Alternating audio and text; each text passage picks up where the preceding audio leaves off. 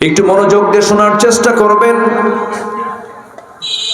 যে কোরআন আল্লাহ রাব্বুল আলামিন ১৫০০ বছর আগে নাযিল করলেন, আজ পর্যন্ত শুধু নয়, কিয়ামত পর্যন্ত যদি কেউ চেষ্টা করে এর মধ্যে চুল পরিমাণ কোনো ভুল কেউ প্রমাণ করতে পারবে? কেউ কি প্রমাণ করতে পারবে? এমন কি আপনার বিশ্বাস হয় নাকি? কেউ পারবে? কেউ পেরেছে? সম্ভব? কোরআন তার যিনি আকাশ বানিয়েছেন, কোরআন তার যিনি সূর্য বানিয়েছেন, কোরআন তার কাছ থেকে এসেছে যিনি ৭ সমুদ্রের মালিক। জোরে বলুন সুবহানাল্লাহ। আমি পৃথিবীর বহু দেশ সফর করেছি, অনেক মাখলুক দেখেছি, অনেক সৃষ্টি বিচিত্রতা দেখেছি, সৌন্দর্য দেখেছি। আমার কাছে সবচাইতে আশ্চর্য মনে হয় হলো এই কোরআনকে। এর চাইতে আশ্চর্য কিতাব পৃথিবীতে আর দ্বিতীয়টা নাই। জোরে বলুন সুবহানাল্লাহ। অত্যাশ্চর্য একটা কিতাব। আপনি কি চান এর মধ্যে? সব আছে, আল্লাহ কোনো কিছু বাদ রাখেননি।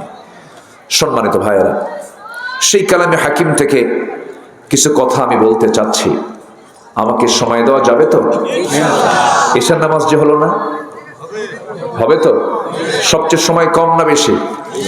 কোন ওয়াক্তের নামাজের সময় বেশি বলেন? কোনো টেনশন নাই। আমি বলেছিলাম মাহফিল কর্তৃপক্ষের 2 জনকে বলেছিলাম যে আমি যখনই আসি ঈশার সালাতটা আমরা শেষে আদায় করব। আমি প্যারেড ময়দান চট্টগ্রামের যে মাহফিলটা হয়, আল্লামা সাইদ রাহিমাহুল্লাহ করতেন, এটা গত বছর আল্লাহ পাক আমাকে দিয়ে শুরু করেছেন। তো ওখানে একদম ঈশার নামাজ হয় 10টায় অথবা 9টায়, মানে মাহফিল শেষ, আলোচনা শেষ, এরপরেই ঈশার নামাজ সেখানে শুরু হয়ে যায়। তো যাই হোক, আজকে হয়তো একটু ভিন্নতার কারণে উনিও বুঝতে পারেন নাই, একটু মিসআন্ডারস্ট্যান্ডিং হয়েছে। মানুষ আসতেছে ধীরে ধীরে, এই মাঠ ভরে যাবে। জোরে বলি ইনশাআল্লাহ, জোরে বলি ইনশাআল্লাহ। নামাজ হবে তো না? এই কথাটা বলতে হবে একটু আমাকে। নামাজ হবে কিনা? নামাজ পড়বেন তো সবাই? যে আল্লাহ যেন কবুল করেন। জোরে বলি আমিন। আমি কেন বললাম জানেন? ওয়াজ শুনতে খুব মজা পায় হুজুর, ওয়াজ শুনতে শুনতে খুব মজা পায় হুজুর, কিন্তু ওজুর পানি খুব ঠান্ডা। ওজুর পানি কি ঠান্ডা? আমার বন্ধুগণ, গোটা কালামকে যদি আমরা শর্ট করে নিয়ে আসি আর যদি বলি কোরআন তুমি বলে দাও তো তোমার মূল বক্তব্যটা কি? তোমার মূল বক্তব্য তোমার কি? তুমি একটু বলে দাও। আল্লাহ রাব্বুল আলামিন সুন্দর করে বলছেন, ইয়া আইয়ুহান নাসু উবুদু রাব্বাকুমুল্লাযী খালাকাকুম ওয়াল্লাযীনা মিন ক্বাবলিকুম লাআল্লাকুম তাত্তাকুন। জোরে বলুন আল্লাহু আকবার। হে মানব মণ্ডলী, তোমরা সেই মহান রবের গোলামি করো যে মহান রব তোমাদেরকে সৃষ্টি করেছেন। শুধু তোমাদেরকে সৃষ্টি করেন নাই, তোমার পূর্বের সকল মানুষকে সৃষ্টি করেছেন। জোরে বলি সুবহানাল্লাহ। তাহলে গোটা কোরআনের মূল বক্তব্য হচ্ছে এই পৃথিবীতে আমার আপনার দায়িত্ব হচ্ছে কারো গোলামি না করে কারো গোলামি করা। কাউকে খুশি করার আগে কাকে খুশি করা? কারো প্রিয় পাত্র হওয়ার আগে কার প্রিয় পাত্র হওয়া? আল্লাহ। গোটা পৃথিবী আপনার ক্ষতি করতে চায়, 800 কোটি মানুষ আপনার বিরুদ্ধে, 2 শতাধিক রাষ্ট্র আপনার বিরুদ্ধে, কিন্তু আল্লাহ আপনার পক্ষে, আপনি বিজয়ী। গোটা পৃথিবী আপনার পক্ষে, সব মানুষ আপনার পক্ষে কাজ করতে চায়, কিন্তু আল্লাহ আপনার বিপক্ষে, আপনি পরাজিত। আপনি পরাজিত। এই জন্য সব অফিস ম্যানেজ করার আগে আগে যার অফিস ম্যানেজ করতে হবে, কার অফিস? আসতে বলবেন না, কার অফিস? অনেকে বলে জানো আমি কিন্তু অমক মন্ত্রীর নাম্বারটা আমার কাছে আছে, বলে না? অমকের পিএস এর সাথে আমার খুব ভালো কানেকশন। আরে অমক এসপি, ডিআইজি, অমক এমপি, মন্ত্রী তো আমার একদম হাতের কাছের মানুষ। জানো অনেক বিশাল ব্যাপার না। এই দুনিয়ার যা কিছু আপনি শক্তি ক্ষমতা যা দেখতে পাচ্ছেন সব ঠুনকো কাচের মতো শেষ হয়ে যাবে, কিন্তু যে অফিস কোনোদিন ধ্বংস হবে না, যে কার্যালয় কোনোদিন পুরাতন হবে না, যার ক্ষমতা কোনোদিন কমবে না, চুল পরিমাণ কমবে না, তিনি কে? আসতে বলবেন না, তিনি কে? অতএব সেই অফিসকে আগে আমরা সন্তুষ্ট করব। আল্লাহ পাক বলছেন, তুমি কি জানো যেদিন কোনো ছায়া থাকবে না আরশ আজিমের ছায়া ছাড়া, সে আরশ আজিমের ছায়ায় আমি আমার পছন্দের 7 ধরনের ব্যক্তিকে আমি জায়গা করে দেবো। যেরকম সুবহানাল্লাহ। আমরা কি সে আল্লাহর প্রিয় পাত্র হব না ইনশাআল্লাহ? তো সবার আগে আমরা সন্তুষ্ট করব কাকে? আমরা সবার আগে প্রিয় বান্দা হব কার? আল্লাহ। তো আল্লাহ সবাইকে ভালোবাসেন না। আল্লাহ ভালোবাসেন কাদেরকে? আমি এই তালিকাটা আজকে দিয়েই আমি আলোচনা শেষ করব। আল্লাহ সবাইকে ভালোবাসেন না। আল্লাহ ভালোবাসেন 8 শ্রেণীকে। কয় শ্রেণীকে বলেন তো? 8 শ্রেণীকে আল্লাহ পাক ভালোবাসেন। একটু মনোযোগ দিয়ে কথাগুলো আমরা শুনবো, কারণ আমরা যদি আল্লাহর সুনজরে আসি, আমরা যদি আল্লাহর যদি একটু নেক নজরে আসি, আমাদের কোনো ভয় আছে বলেন তো? আমাদের কোনো লস আছে? অতএব আমরা আগে আল্লাহর সুনজরে যেন আসতে পারি, এই জন্য আল্লাহ কাদেরকে ভালোবাসেন কোরআনে কারীমের দৃষ্টিতে আমি 8টা পয়েন্টে 8টা গুণ যাদের মধ্যে থাকবে আল্লাহ তাআলা তাদেরকে ভালোবাসবেন। আমি একটা একটা করে বলছি। আমাকে সময় দেওয়া যাচ্ছে তো ইনশাআল্লাহ? আল্লাহ কবুল করুন, জোরে বলে আমিন। আমার বন্ধুগণ, একটু মনোযোগ দিয়ে কথাগুলো শুনবেন। আল্লাহ রাব্বুল আলামিন 8 শ্রেণীকে ভালোবাসেন, 8টা গুণান্বিত ব্যক্তিকে ভালোবাসেন। এর মধ্যে 1 নম্বর হলো ইন্নাল্লাহা ইউহিব্বুত তাওয়াবিনা ওয়া ইউহিব্বুল মুতাতাহহিরিন। জোরে বলুন আল্লাহু আকবার। আল্লাহ রাব্বুল আলামিন 1 নম্বর তওবাকারীকে ভালোবাসেন, যারা তওবা করবে আল্লাহর কাছে। তওবা তো তারই করতে হবে যার গুনাহ আছে, যার গুনাহ নাই তার তওবা করার দরকার নাই। এই জায়গা আমরা যারা বসে আছি কারো তো কোনো গুনাহ নাই আছে? গুনাহ নাই এরকম লোক কে আছেন? হাত তোলেন। গুনাহ নাই? গুনাহ আছে? গুনাহ নাই তো? ও আচ্ছা, এই জন্য হাত তুলছেন। হাত নামা। বোঝে নাই মনে হয়, আপনি বোঝেন নাই কথা। একজন শুধু তুললেন যে ওনার গুনাহ নাই।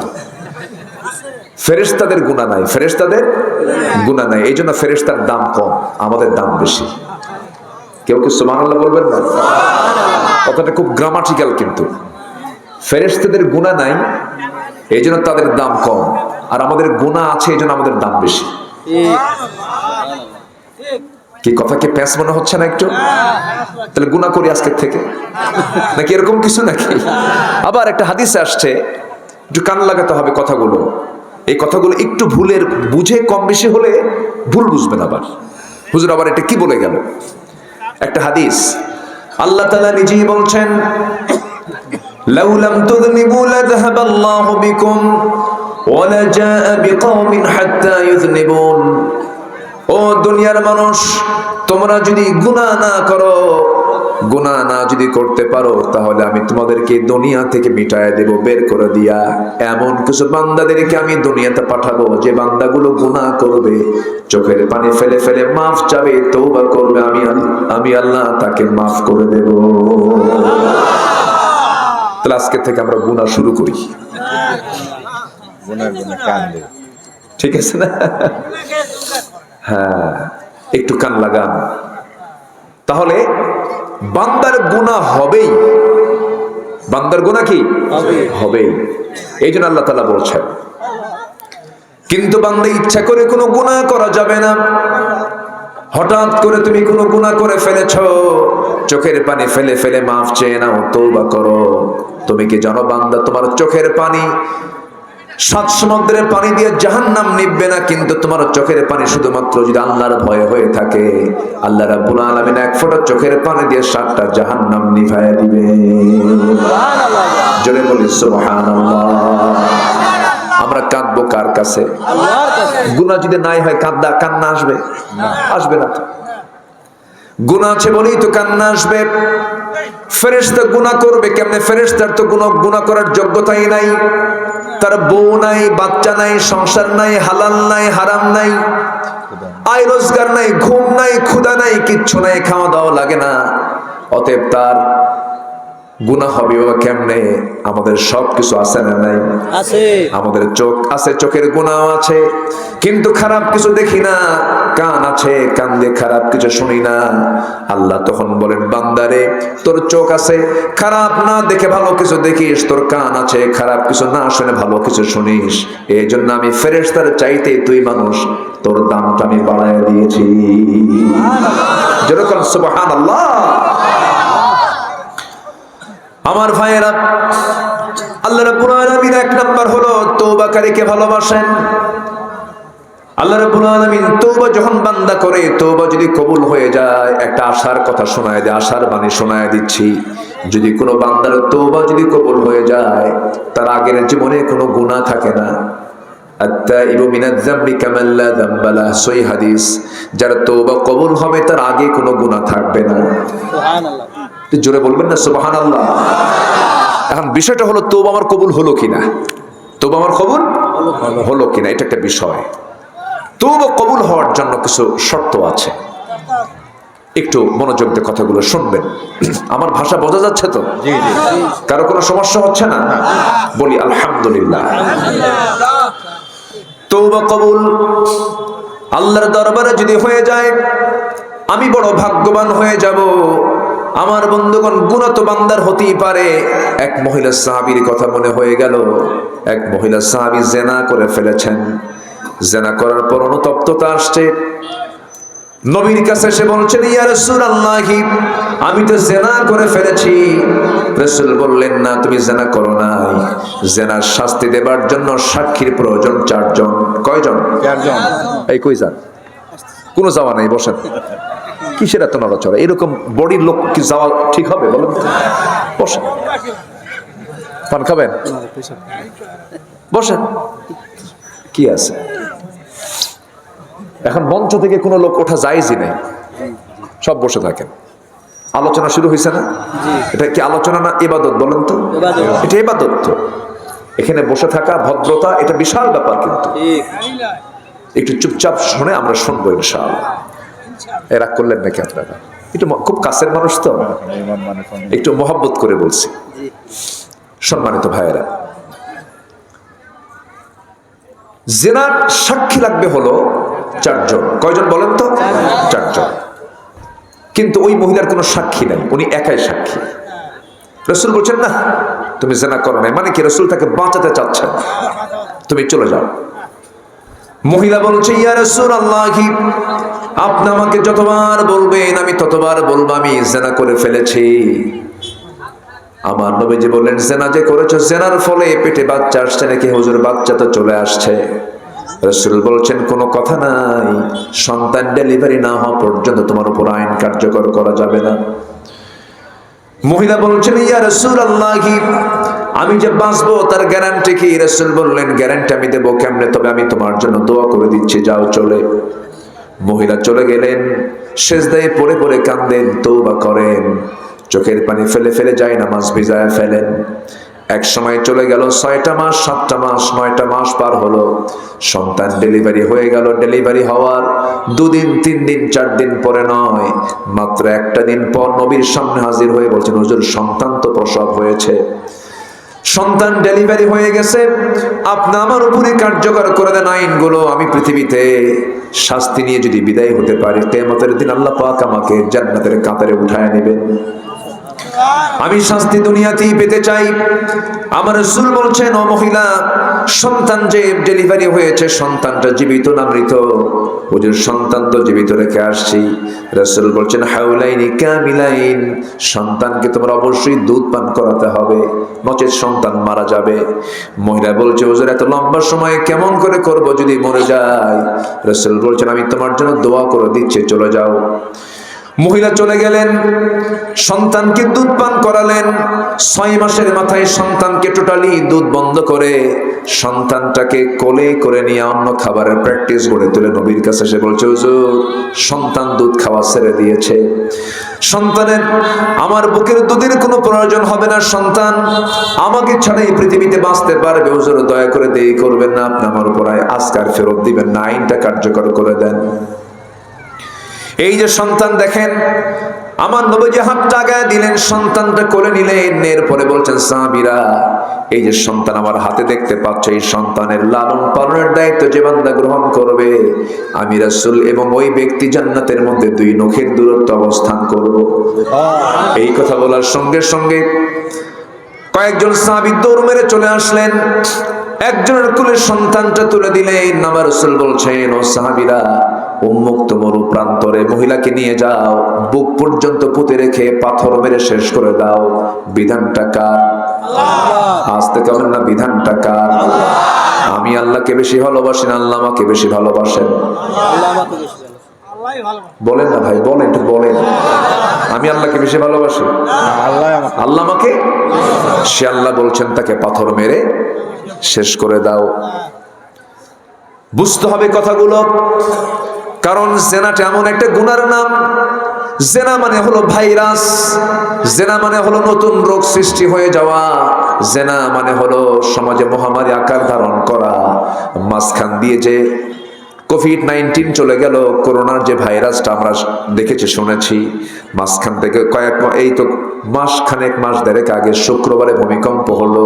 এই সমস্ত বিষয়গুলো বলুন তো, রহমত না গজব? আস্তে রহমত না গজব? গজব। 10:30টার দিকে ঢাকাতে ভূমিকম্প হলো। এখানে ভূমিকম্প হয়েছে কিনা জানি না, ওই দিনে হয়েছে, সব জায়গায় কম বেশি হয়েছে, কিন্তু ঢাকায় বেশি হয়েছে। ওই ভূমিকম্প যখন হলো, ওই ঢাকার ডিউএইচএস, বাড়িধারা, গুলশান, ধানমন্ডি, যত বড় বড় হাই সোসাইটির যে সমস্ত এলাকা ছিল, একটা বাড়িতে একটা লোকও ছিল না। ভূমিকম্প হওয়ার সঙ্গে সঙ্গে সব ঘর থেকে মারছে দৌড়। জুতা পায় না খালি পায়? কি খালি পায়? গায়ে কি কাপড় চোপড় ছিল না? গেঞ্জি আর লুঙ্গি। এত রুগী তো ছিল, রাতের পোশাকটা পরেই নতুন পোশাকও পরতে পারে না, মারছে দৌড়। সব দৌড় মেরে সব ভিআইপি এলাকার ভিআইপি গুলো রাস্তায় নেমে হয়ে গেছে ভিআইপি ফকির। ভিআইপি কি ফকির? আল্লাহ পাক 11 সেকেন্ডে ভিআইপি ফকির বানায় দিল, সব দাঁড়ায় আছে। তাহলে এই যে বের হয়ে গেল, কার ভয়ে? আল্লাহর ভয়ে। কার ভয়ে? আল্লাহর ভয়ে। আল্লাহর ভয় বের হয়েছে নাকি?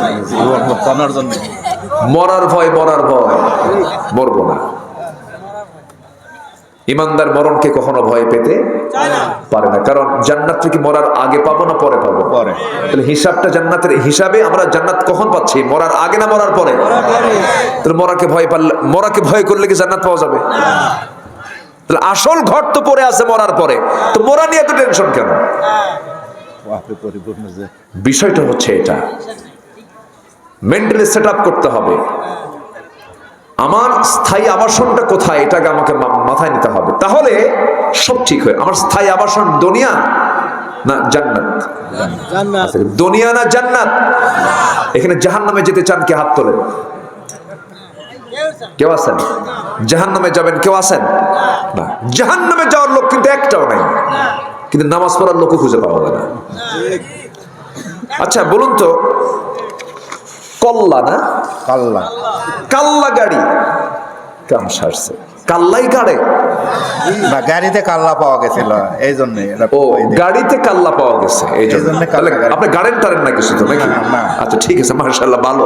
পানির ব্যবস্থা করতে যায়, কাল্লাটা পাওয়া গেছে। ইতিহাসটা আপনি জানেন? জি আলহামদুলিল্লাহ। যাক, ওটার কাল্লা গাড়ির তাফসীর আমরা না শুনি, আমরা মূল জায়গায় যাই। আচ্ছা, কাল্লা গাড়ির মসজিদের ফজরের মুসল্লি যা হয়, সব ওয়াক্তের চাইতে বেশি না কম? ফজরের মুসল্লি সবচেয়ে কম না সবচেয়ে বেশি? কম। জোহরে বেশি না ফজরে বেশি? আমাকে এই গ্রামে হয় আর কি, ফজর বেশি হয়, জোহর তার চেয়ে কম না বেশি? মাশাআল্লাহ, ভালো। এখানে আমি অনেক খুশি হয়েছি যে ফজর এবং এশার জামাতে আপনাদের সবচেয়ে মুসল্লি বেশি হয়, এটা ভালো। আমি এটা একটা দৃষ্টান্ত পেলাম। কিন্তু গোটা দেশের জরিপ যদি আপনি করেন, সবচেয়ে কম মুসল্লি কোন ওয়াক্তে? ফজরে। মানুষ বেশি থাকে কোন ওয়াক্তে বাড়িতে? ফজরে। ফজরই বেশি থাকে মানুষ বাড়িতে, ঘুমায়। আমার বন্ধুগণ, এই সমস্ত চিন্তা তো মানুষের মরার চিন্তা নয়।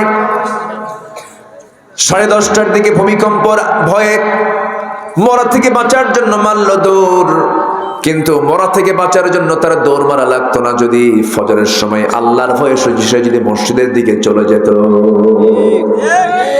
এই যে নতুন নতুন রোগ হচ্ছে, এগুলো অবাধ বিচরণ জেনার জন্য হচ্ছে। আমার ভাইয়েরা, ওই মহিলার ব্যাপারে রাসূল যে সিদ্ধান্ত নিলেন, এটা তো আমার নবীর সিদ্ধান্ত নয়, এটা হচ্ছে আমার আল্লাহ তাআলার সিদ্ধান্ত। তাকে পাথর মেরে শেষ করে দাও।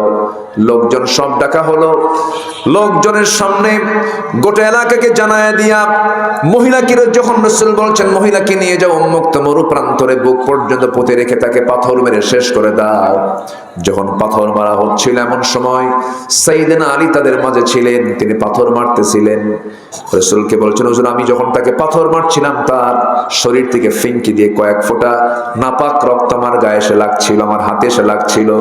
রাসূল বলছেন, আলী তুমি কোন মহিলার রক্তকে নাপাক রক্ত বলো? তুমি কি জানো ওই মহিলার রক্ত জমিনে স্পর্শ করার পূর্বে মহান রব্বুল আলামিন তাকে জান্নাতের মেহমান বানায় নিয়েছে।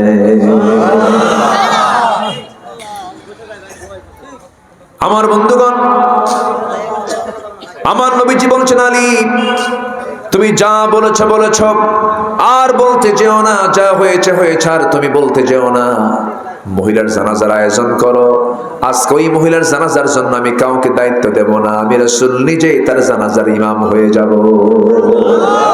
জোরে বলে সুবহানাল্লাহ।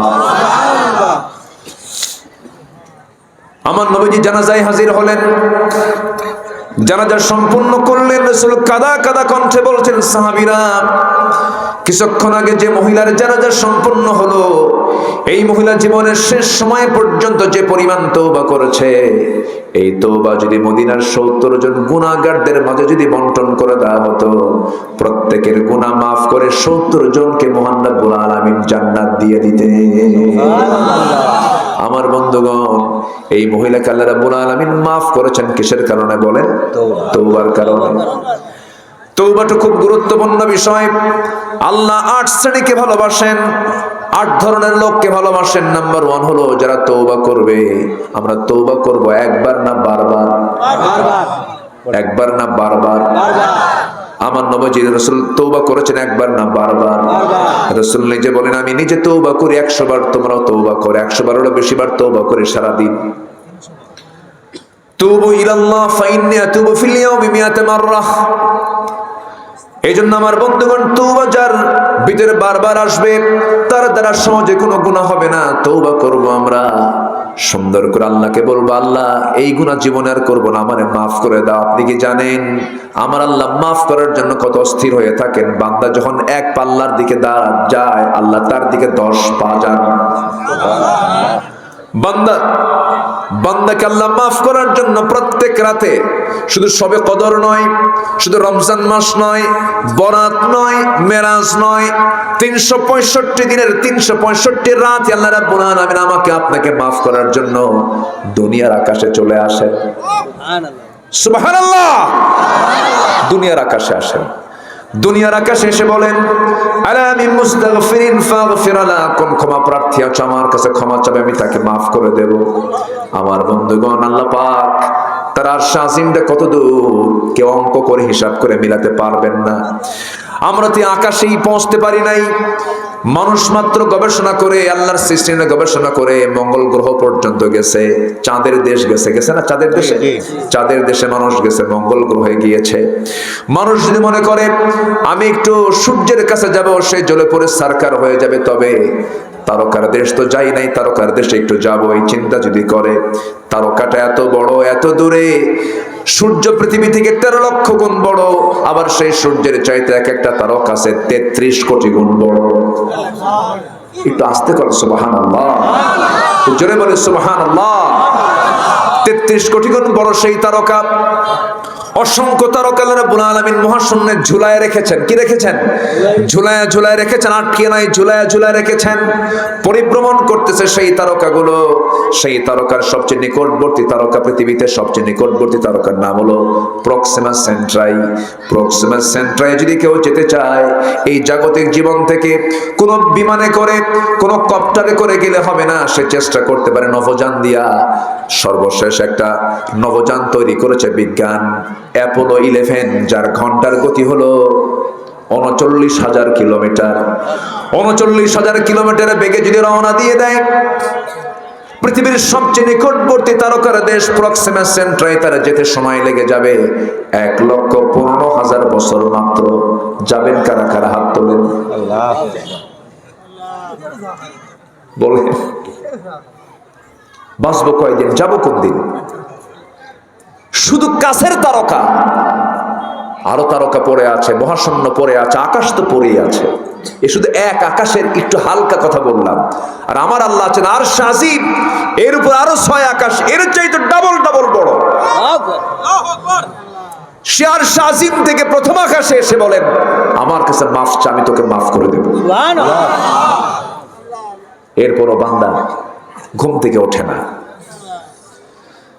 শয়তানও শেষ রাত্রে বান্দার কাছে আসে। দেখেন, শয়তান কিন্তু তাল মতোই আসে। শয়তান শেষ রাত্রে বান্দার কাছে আসে। শেষ রাত্রে এসে বান্দার শিওরে বসে এসে বলে, আলাইকা লাইলুন তাওয়িল, তোমার রাত বড় লম্বা, ঘুমাও ঘুমাও, তোমার রাত বড় লম্বা। আমার রাসূল বলেন, ওই সময় শয়তান 3টা গিট মেরে চলে যায়। ওই 3টা গিট যদি কেউ ছোটাতে চাও, তোমার কাজ হলো 3টা কাজ করবা।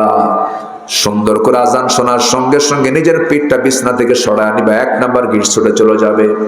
নাম্বার 2 হলো সুন্দর করে উত্তম করে 4 ফরজ সহ সুন্নত সহ ওযু বানায় নিবা, 2 নাম্বার গিট চলে যাবে। সুন্দর করে হেঁটে হেঁটে মসজিদের দিকে রওনা করবে, নামাজ শেষ করবে, 3 নাম্বার গিট ছুটে চলে গেল। 24 ঘন্টা শয়তান তোমার কাছে আসার সাহস পাবে না। জোরে বলি আল্লাহু আকবার। আমরা সবাই কাকে ভালোবাসবো বলেন? আল্লাহ ভালোবাসবেন, 8 ধরনের লোককে ভালোবাসবেন। এর মধ্যে 1 নম্বর হলো তওবাকারী। 1 নম্বর কি বলেন? আরো আছে কয়টা বলেন? নুরু, আজকে শেষ না শুরু? বলেন, শেষ না শুরু? শুরু। আলহামদুলিল্লাহ, আমি খুব খুশি যে আপনারা সন্ধ্যার মধ্যে এত লোক হাজির হয়ে গেছেন, আল্লাহর মেহেরবানি। বলি আলহামদুলিল্লাহ। আমি আরো খুশি হয়েছি, কাল্লাগাড়ির ফজরের সালাত এবং এশার সালাত সবচেয়ে বড় হয়। এটা একটা প্রশংসার দাবি রাখে। এই গ্রাম একটা আদর্শ গ্রাম বলা যায়। অধিকাংশ মসজিদে ফজরের মুসল্লি পাওয়া যায় 2 থেকে 3 জন, 4 জন, বড় জোর 5 জন ম্যাক্সিমাম। তাও বুড়ো চাচাগুলো আসে। যখন বলা হয়, চাচা আপনি ফজরের নামাজে এত কষ্ট করে আসছেন, কষ্ট হয় নাকি বাবা? বুড়ি নাই তো, বুড়ি থাকলে আমিও আসতাম না।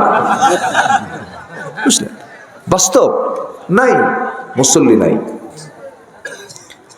আমার বন্ধুগণ, নাম্বার 2 চলে আসে, সময়টা কম, এশার নামাজ তো হয়নি আমাদের।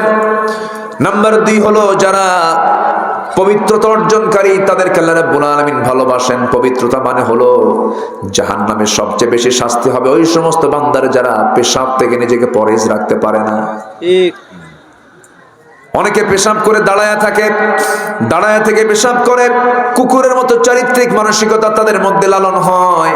এটা নয়, এটা নয়, বরঞ্চ মেডিকেল সায়েন্স বলছে যদি কোনো বান্দা পেশাবের এই জীবাণু থেকে নিজেকে মুক্ত না রাখতে পারে, বড় জটিল রোগে আক্রান্ত হয়ে যাবে। আমার বন্ধুগণ, এইরকম নাপাকি থেকে আমরা দূরে থাকবো। এরপরে ফরজ গোসলের বিষয়টা অত্যন্ত গুরুত্বপূর্ণ। ফরজ গোসল বিলম্বে না তাড়াতাড়ি? আজ থেকে বিলম্বে না তাড়াতাড়ি? তাড়াতাড়ি। আমার বন্ধুগণ, কারণ এখানে এমন একজন ব্যক্তি বলতে পারবেন, কি বলেন তো, আমি অমুক দিন মারা যাচ্ছি, বলেন? কে বলতে পারবেন? আমি অমুক সময় মারা যাচ্ছি, কেউ কে বলতে পারবেন?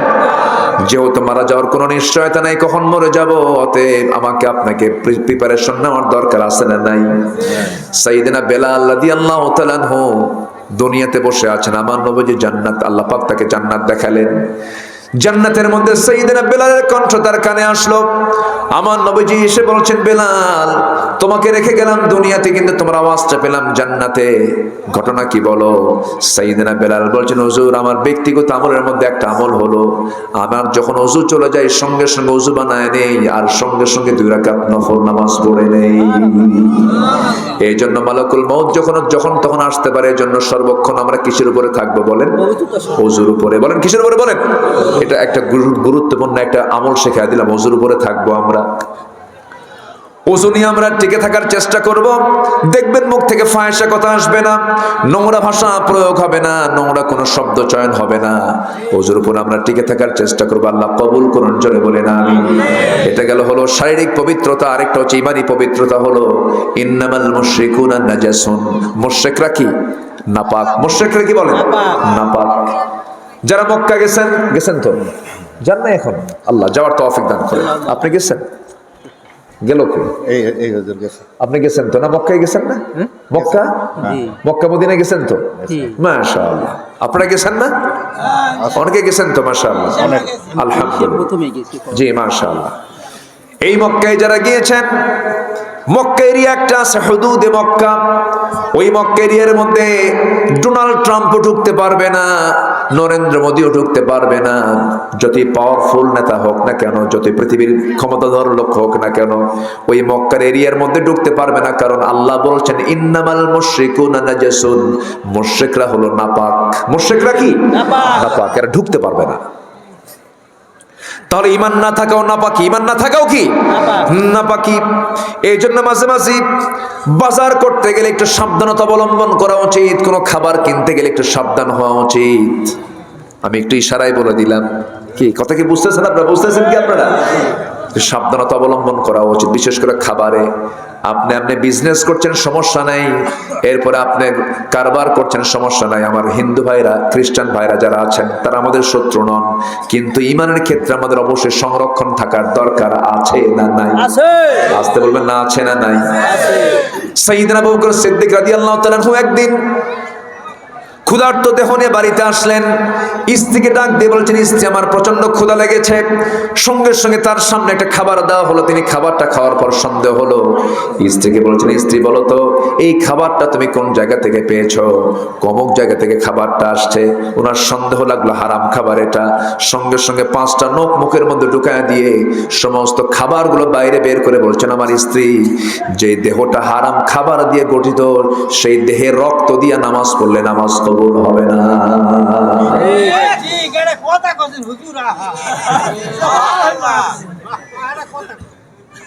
এটা আমার কথা না বাবাজি, বলেছেন মুহাম্মদ সাল্লাল্লাহু আলাইহি ওয়াসাল্লাম। দুপচাচা আদমদিগির ভাষা, দুপচাচা আদমদিগির ভাষা যে এত সুন্দর মায়া। আপনাদের ভাষার মধ্যে খুব মায়া আছে, এত সুন্দর টান দেন, মধ্যে মুত্তাসিল, মধ্যে মুনফাসিল, সবকিছু আছে। মাশাআল্লাহ, বলি আলহামদুলিল্লাহ। বহুদিন আগে নোয়াখালী এক মাহফিল ছিল আমার, নোয়াখালী।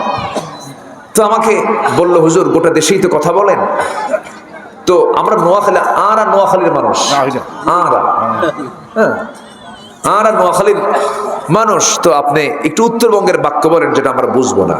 তবে অনেকক্ষণ ধরে চিন্তা ফিকির করে ভাবলাম, বগুড়া, চারমাথা, মাটিডালি, বনানী, এই এলাকার যে ভাষাটা, আমি রিক্সাওয়ালা যেভাবে কথা বলে ওইভাবে আমি একটা বাক্য রেডি করে বললাম। তাকে বললাম, ভাই দেখেন তো বোঝেন নাকি?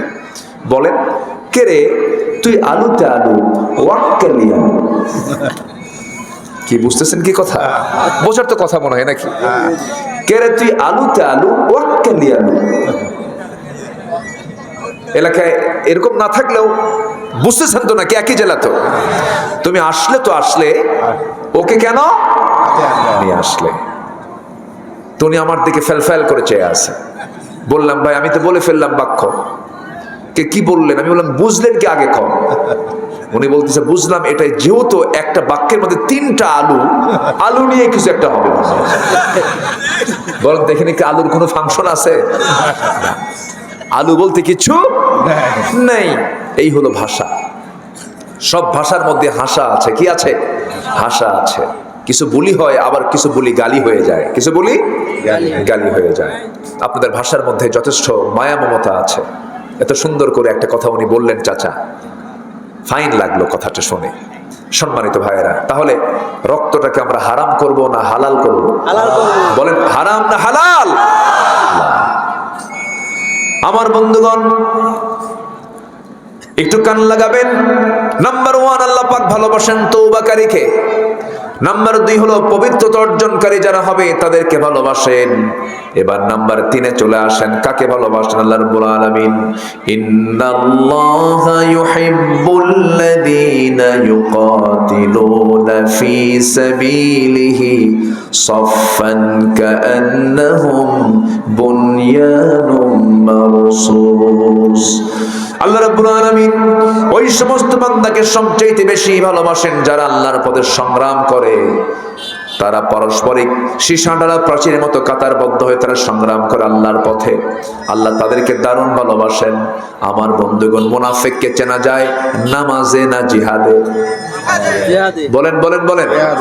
মুনাফিককে চেনা যায় নামাজে না জিহাদে?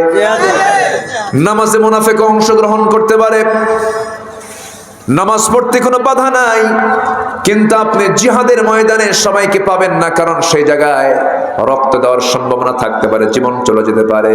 দেখেন না, অনেক নেতা আছে এরকম বক্তব্য দেয়, যত রক্ত লাগে দেব, প্রয়োজনে লোক পাঠাবো, আমি যাবো না। আছে না নাই? আমার বন্ধুগণ, আল্লাহ রাব্বুল আলামিন বলছেন আমি তাদেরকে খুব ভালোবাসি যারা আমার পথে সংগ্রাম করে, যারা সীসাঢালা প্রাচীরের মতো যারা যুদ্ধে অংশগ্রহণ করে, আমি তাদেরকে দারুণ ভালোবাসি। সাহাবে কেরামদের জীবনের দিকে তাকান, কি তাদের কোনো জীবনের মায়া ছিল না, তাদের সারা জীবনের চাওয়া ছিল আল্লাহ যেন আমাকে শহীদ হিসেবে কবুল করেন। তারই অংশ হিসেবে অনেক সাহাবী হাসতে হাসতে দুনিয়া থেকে বিদায় নিয়েছেন। আমার বন্ধুগণ, উহুদ যুদ্ধের প্রেক্ষাপট সবার জানা আছে, বদর যুদ্ধের কথা সবার জানা আছে। বদর যুদ্ধের ময়দানে উবাইদ ইবনুল জাররাহ নামে একজন সাহাবী যুদ্ধে অংশগ্রহণ করলেন।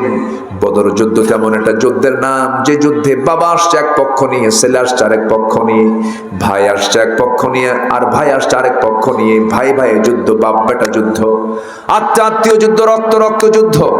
আমার নবীজি বদর যুদ্ধের দিন সকালবেলা বলছেন, সাহাবীরা যুদ্ধের ময়দানে গিয়ে তোমরা কেউ কারোর বাপকে পাবে, কেউ কারো ভাইকে পাবে, কেউ কারো নিজের আপন জনকে পেয়ে যাবে, শ্বশুরকে পাবে, জামাইকে পাবে, তোমরা কি লড়াই করতে পারবে নাকি? সঙ্গে সঙ্গে সাহাবে কেরাম বলছেন, ইয়া রাসূলুল্লাহ, আল্লাহর কসম করে বলি আমরা আল্লাহ এবং রাসূলকে জীবনের সকল কিছুর চাইতে আপনাকে বেশি ভালোবাসি। কোনো চিন্তা নাই, কোনো টেনশন নাই, ইয়া রাসূলুল্লাহ, ইয়া হাবিবাল্লাহ, কোনো চিন্তা করবেন না, আমরা আছি। যুদ্ধের ময়দানে উবাইদা যুদ্ধ চালাচ্ছিলেন। এমন সময় দেখা গেল উবাইদা নিজের জন্মদানকারী বাপকে সামনে পেলেন। সামনে পাওয়ার সঙ্গে সঙ্গেই মনে করলেন, আরে এই বাবা আমাকে কোলে পিঠে মানুষ করেছেন, কেমন করে আঘাত করি। সঙ্গে সঙ্গে পরে ভাবলেন, আমার জন্মদানকারী বাপ হতে পারে, কিন্তু সে তো নবীর দুশ্মন, আল্লাহর দুশ্মন হয়ে যুদ্ধে আসছে। আজকে আমি যদি তাকে বাপ মনে করে ছেড়ে দেই, কিয়ামতের দিন আল্লাহ পাক আমাকে আসামির কাঠগড়ায় দাঁড় করাবেন। বাপকে বাপ না মনে করে, শিরকের প্রতীক মনে করে তরবারি আবার কষমুক্ত করে গর্দান বরাবর হাঁকায়া দিলেন, মস্তকটা ছিটকে পড়ে গেল। সঙ্গে সঙ্গে দুনিয়া থেকে বিদায় হয়ে গেল, বাপ সন্তানের হাতে দুনিয়া থেকে নিহত হয়ে গেছে। বদর যুদ্ধের পরে মুসলমানদের বিজয়ের পর সবার মুখে আনন্দ থাকলেও উবাইদার মুখে হাসি নাই। রাসূল বলছেন, উবাইদা হাসো না কেন? হুজুর, আমার বাপ আজকে দুনিয়া থেকে বিদায় নিয়েছে। সাহাবে কেরামকে রাসূল বলছেন, কারা বিদায় করেছে বলো? হুজুর, উবাইদা নিজে তার বাপকে আঘাত করেছে। আমার নবীজি বুকের সঙ্গে জড়িয়ে ধরে বলছে, উবাইদা আজকে তোমার জন্য আল্লাহর জান্নাত ওয়াজিব হয়ে গেছে। জোরে কোন সুবহানাল্লাহ, আরো জোরে কোন সুবহানাল্লাহ।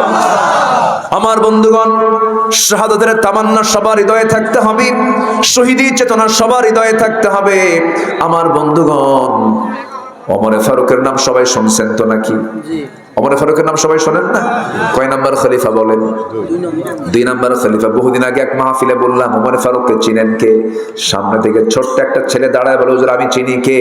আমাদের বাড়ির দোতলায় ভাড়া থাকে। বললাম, তাই? তুমি ফার্স্ট হয়ে গেছো, তুমি যা জানছো তো উত্তর দিয়ে দিছো, ভালো। এই ওমর কিন্তু ভাড়ায় থাকা ওমর না। এই ওমর সাধারণ কোন ওমর নয়, দুবচে চাদম দিকের ওমর না। এটা হলো আমার নবীর সাহাবী ওমর 2 নম্বর খলিফা সারা জীবন দোয়া করেছেন, আল্লাহুম্মা রযুকনি শাহাদাতান ফি সাবিলিক ওয়াজআল মাউতি ফি বালাদি রাসূলিক। হে আল্লাহ, তুমি আমাকে শহীদে মওত দান করো আর আমার নবীর শহরে তুমি আমারে মৃত্যু দিয়ে দাও। এই দোয়া সারা জীবন করেছেন, আল্লাহ তার দোয়া কবুলও করেছেন। ফজর নামাজে দাঁড়ায় গেছেন। কিসের নামাজ? ফজর নামাজে দাঁড়ায় গেছেন।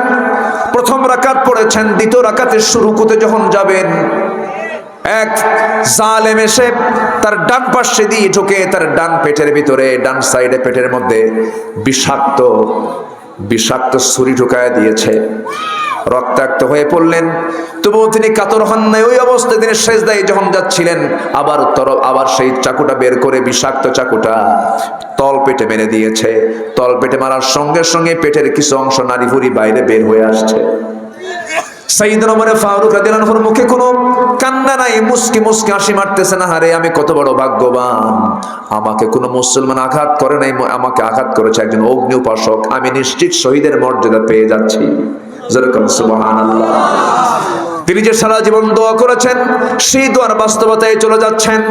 রক্তাক্ত অবস্থায় তিনি পড়ে গেলেন, সেন্সলেস হয়ে গেলেন। ফজর নামাজ আর পড়া হলো না। আমার বন্ধুগণ, চিন্তা করে দেখেন তারা কত বড় আল্লাহওয়ালা ছিলেন।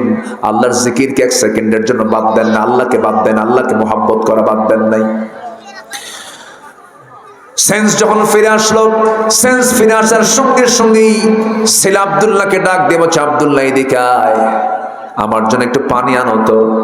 ছেলে ভাবছে মনে হয় আমার আব্বা পানির জন্য ছটফট করছেন, পানি নিয়ে আসছে পান করার জন্য। তিনি বলছেন, তুমি কিসের পানি আমাকে দিতে চাও? আমার তো ফজর নামাজ হয় নাই। সুবহানাল্লাহ। আমার কি নামাজ হয় নাই? ফজর নামাজটা হয় নাই। নারী ভুরি বের হয়ে গেছে কিন্তু ফজর নামাজ হয় না। কি পেরেশানি! কার ভালোবাসা? আজকে মানে কার ভালোবাসা? আমরা আল্লাহর সঙ্গে কথা বলবো কিসে দাঁড়ায়া? যত কথা বলবো কিসে দাঁড়ায়া বলেন? নামাজে দাঁড়ায়া। নামাজে দাঁড়ায় গেছেন সাইয়েদনা ওমর ফারুক। পারলেন না, ভুঁড়িগুলো বের হয়ে যাচ্ছে, বসে পড়লেন। বসে পড়ে ইশারা করে ওযু বানায় নামাজটা পড়লেন। এবার বলছেন, আব্দুল্লাহ কান্দো কেন? তোমার বাবার নাকের মধ্যে জান্নাতের ঘ্রাণ তোমার বাবা পেয়ে গেছে। আমি দুনিয়া থেকে বিদায় নিতেছি। এবার বললেন, ও আব্দুল্লাহ, এই লোকটাকে ডাক্তার কি করবে? চিকিৎসা করবে, আসো।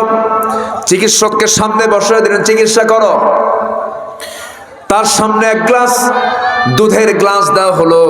দুধের গ্লাসটা হাতের মধ্যে নিলেন, বিসমিল্লাহ বলে তিনি পান করলেন। কিন্তু পেটের মধ্যে দুধ থাকলো না, সব নাড়ি ভুড়ি দিয়ে নিচ দিয়ে বের হয়ে গেল।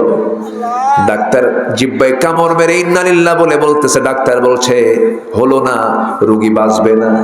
ওমর ফারুক খুশি হয়ে বলছেন, ও ডাক্তার, আমিও জানি আমি বাঁচবো না, কারণ নাকের মধ্যে ঘ্রাণ পাচ্ছি। তুমি চলে যাও। ডাক্তারকে ফেরত দিয়ে দিলেন। ডাক্তার হেঁটে যায়। এবার তার হাঁটা দেখতেছেন ওমর ফারুক, দেখেন তার পাজামাটা গিরার নিচে চলে গেছে। এবার ডাকতেছেন, এই ডাক্তার এইদিকে আসো, তুমি আমাকে চিকিৎসা করতে আসছো, তুমি কি জাহান্নাম যেতে চাও নাকি? না, তোমার পাজামার কাপড় কেন গিরার নিচে? আল্লাহ তাআলা কিয়ামতের দিন ওই বান্দার দিকে তাকাবেন না যে বান্দার পাজামার কাপড়টা গিরার নিচে থেকে যায়।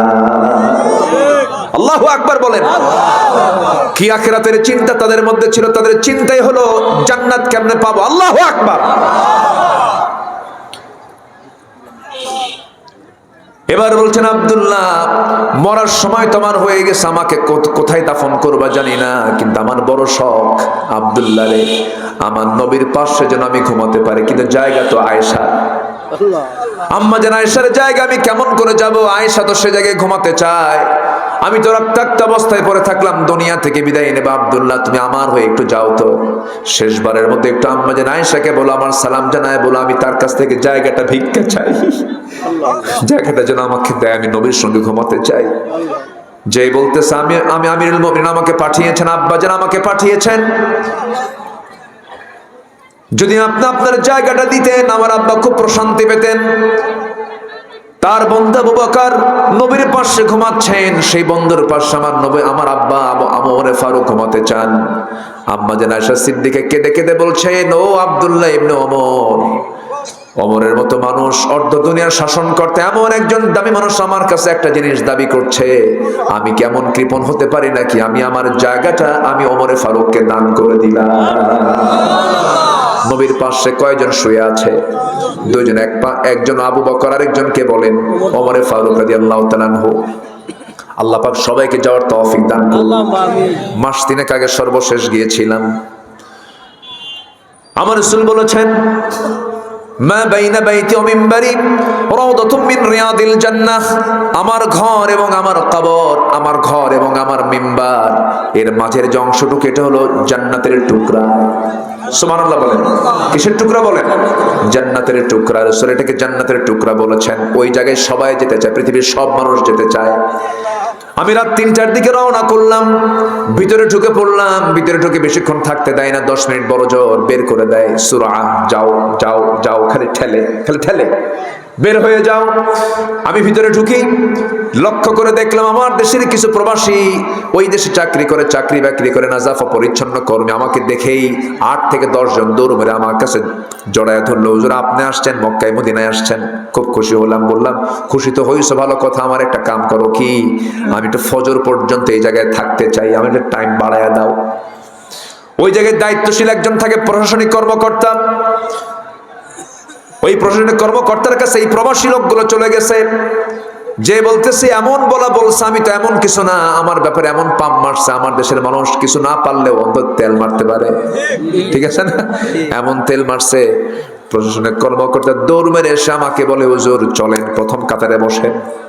আলহামদুলিল্লাহ, আমাকে টেনে নিয়ে গিয়ে রাউদাতুম মিন রিয়াদিল জান্নাহ, নবীর কবরের পাশের প্রথম যে কাতারের প্রথম যে বসার জায়গা, সেখানে আমাকে বসায় দিল।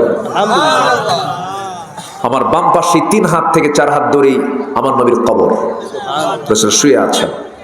ডান পাশে তাকায় দেখে আমার নবীর মসজিদের মিম্বার ঠিক মাঝখানে বসা। আমি যখন বসে আছি, আল্লাহর কসম করে বলি, আমার নাকের ডগায় যেন এসে নবীজির গায়ের ঘ্রাণ যেন আমার নাকে আঘাত করছে।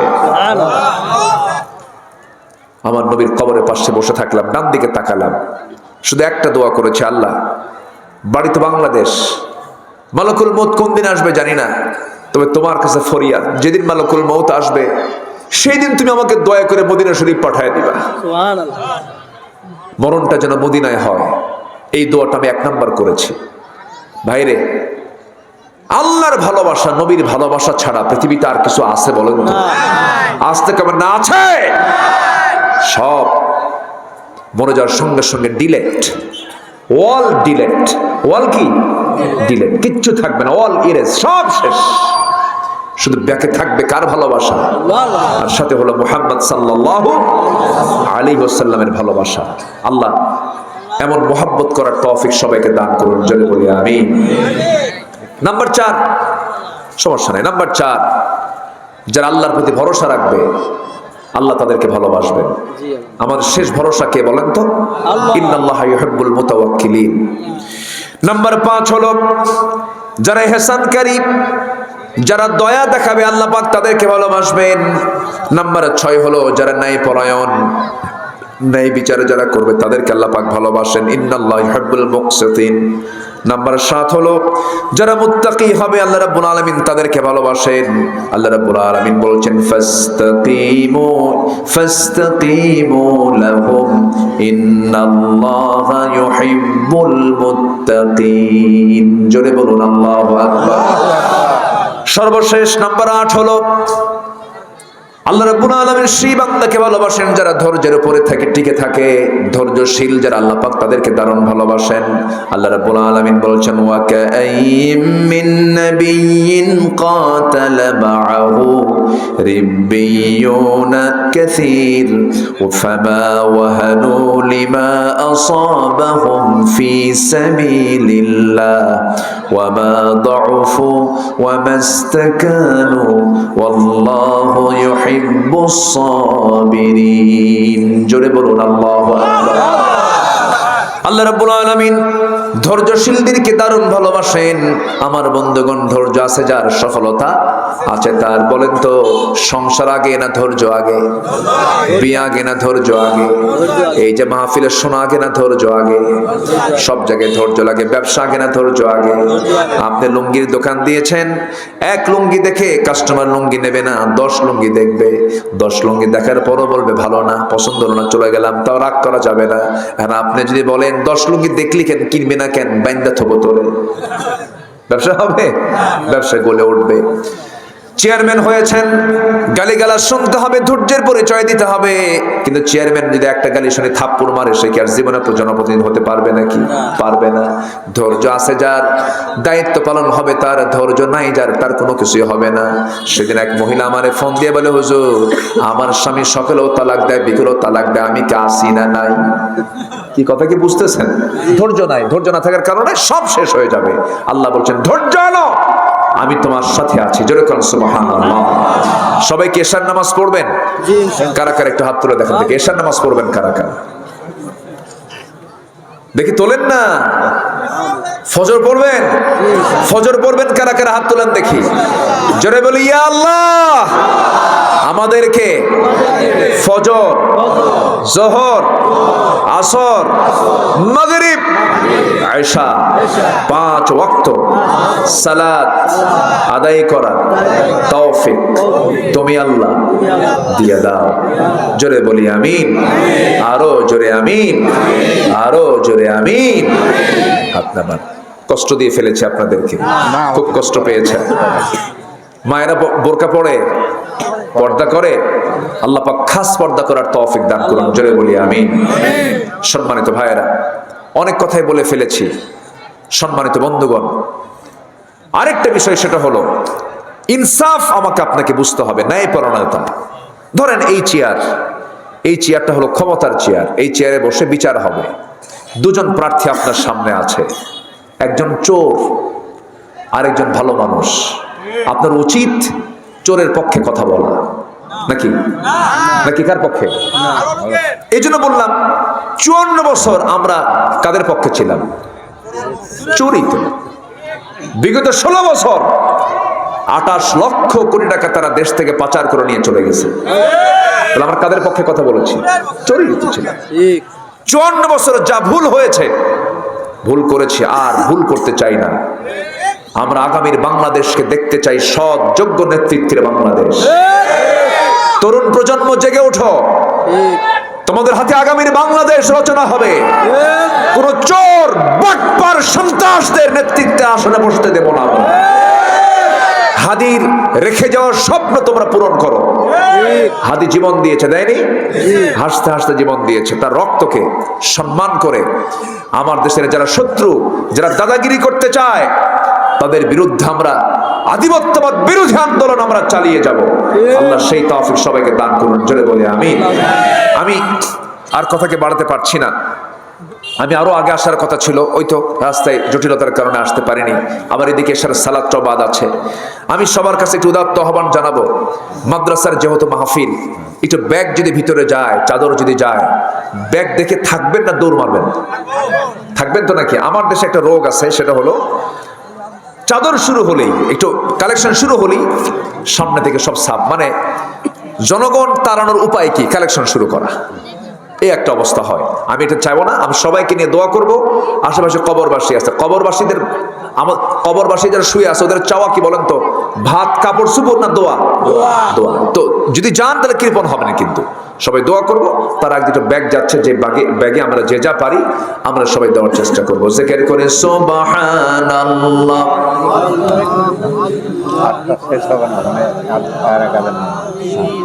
আরো জোরে লা ইলাহা। বক্তা কি আসবে? হারুন ভাই, হ্যাঁ কই হারুন ভাই কোথায়? আরো জোরে লা ইলাহা সুবহানাল্লাহ আলহামদুলিল্লাহ। পয়েন্টগুলো ভালো লাগতেছে, আর দুই একটা যদি আগাতে পারেন মেহরবানি করে। বলছি আচ্ছা, আমি খুব খুশি আলহামদুলিল্লাহ। যে কই ব্যাগগুলো কোথায় বাবা?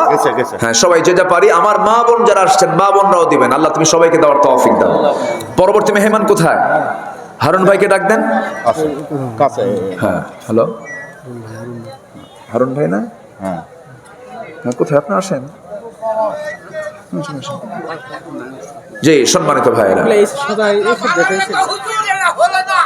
কাম সারছে বাবা, মাশাআল্লাহ।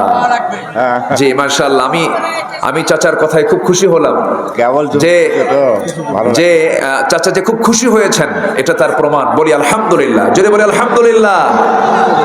জি সম্মানিত ভাইয়েরা, জি একটু ব্যাগ যাচ্ছে। আমাকে অনেকক্ষণ আগে একটু এই কালেকশনের ব্যাপারে বলা হয়েছে, আমার বলাটা উচিত ছিল। একটু চাদর যাচ্ছে, ব্যাগ যাচ্ছে, যে যা পারে আমরা সবাই দেবো। জিকির করি সুবহানাল্লাহ আলহামদুলিল্লাহ লা ইলাহা ইল্লাল্লাহ আরো জোরে লা ইলাহা ইল্লাল্লাহ সুবহানাল্লাহ আলহামদুলিল্লাহ লা ইলাহা ইল্লাল্লাহ আরো জোরে লা ইলাহা ইল্লাল্লাহ লা ইলাহা